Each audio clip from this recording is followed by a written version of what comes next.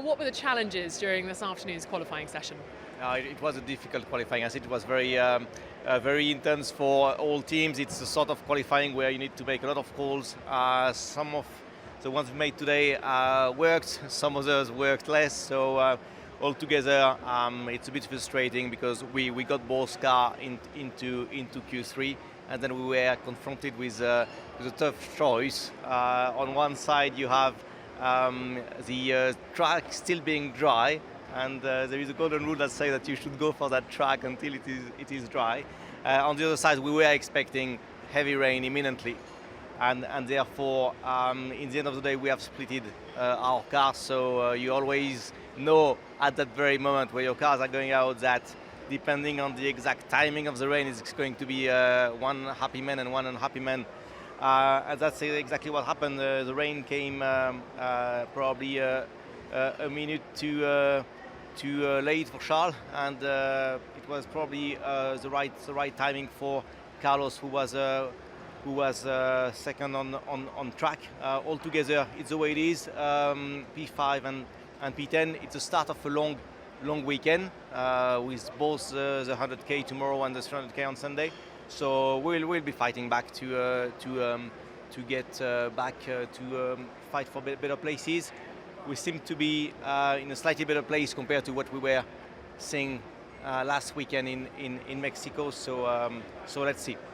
And after qualifying, have you had a chance to sit with the guys and go through what you learned from that session? No, you're absolutely right. You know, it's we have had many good qualifying this year, including in very tricky conditions like today. Instead, today, there is for sure in this sort of difficult situations always a lot to learn about the right decisions you made, about the less right decisions you made, and certainly it's something that we have taken the good habits to analyze in details with the teams, with the drivers all together, to always look at operating better as a groups, and for sure we will use today to make another step together. Just finally, you said it was going to be a long weekend. Obviously, we've got two big challenges for all the teams up and down the grid. A new ICE for Carlos and a new exhaust. Will there be more penalties, do you think, given what happened this afternoon? No, we think it will be all right. We'll see tomorrow after FP2, but no, the plan is to change just to run with that ICE change for Carlos, so he will get the 5 positions penalty after the sprint, and then we will see from that point onwards where we're able to fight back with both our cars. Thank you very much. Thank you. Guinter, are you still buzzing from yesterday and a huge day for the team? No, I'm pretty calm, because we have to focus now on today, and it was a huge day. It's still a huge day, and we still haven't got any points yet, So we need to keep on, stay focused and deliver today what we started yesterday. It will be tough today, but it was tough yesterday. So it's like just another day in the office. I guess it's the main focus is to get points, isn't it? Because it's 1 point between you and AlphaTauri in the Constructors' Championship, and these positions in the Constructors for prize money are really important for you guys. Absolutely, and that is the task. That's where we have to stay calm. We are in a very good position. Obviously, we will not hold P1 until the end of the sprint race. That would be a little bit dreaming or unrealistic, basically. But if we can stay in the top 8, that would give us some points and also a good starting position for tomorrow. We never have to forget that one.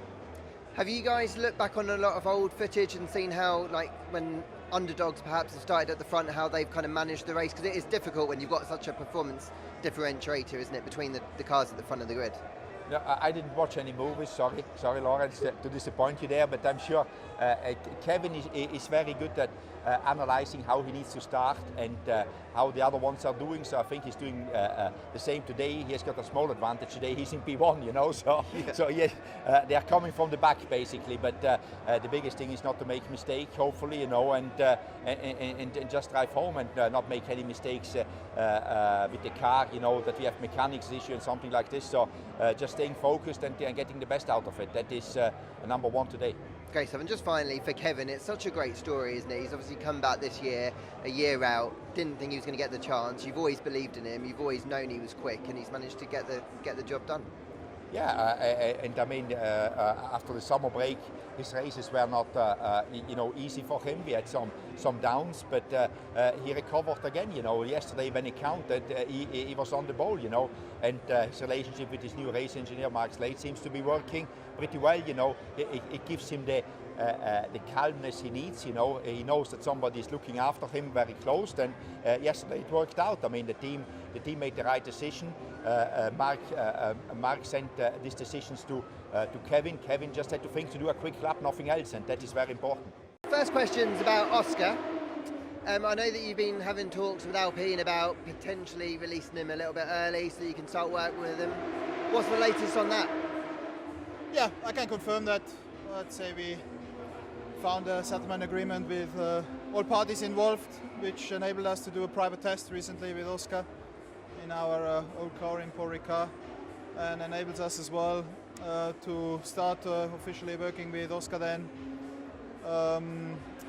Monday onwards after the last race in Abu Dhabi, which puts us in a position as well to put him in the car then for the young driver test, which is obviously great for Oscar, great for us, and looking forward to it. What's this integration program going to look like now that you know exactly when you're going to get him? How intense is it going to be over that winter period? Yeah, well, it will be intense, and the goal is clear, objective. We want to try everything we can with the experience we have within the team as well. To try that the first race in Bahrain actually for him doesn't feel like the first race. That's the objective. We have a good experience within the team with getting Lando, for example, ready in 19 as well for his rookie season in Formula 1. So looking forward to get going, and I'm quite optimistic with the talent Oscar is as well, and with his personality and character as well, that yeah, we were going to be in a good position then in the end when we head into Bahrain race weekend. And how did that test at Ricard go? Pleased with how it went? Well, as you know, it's a private test. There's no comparisons possible. It was simply important to get going with him.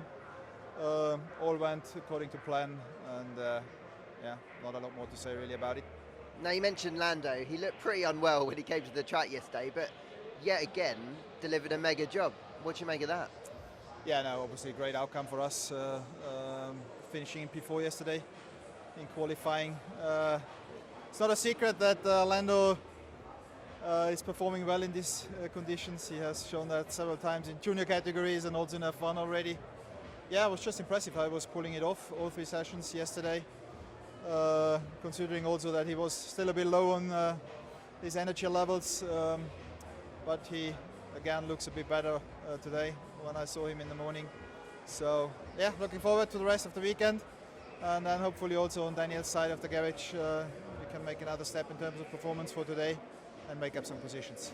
And just finally, how important is it for you guys to try and beat Alpine to P4 in the constructors, mainly from a morale point of view, I guess?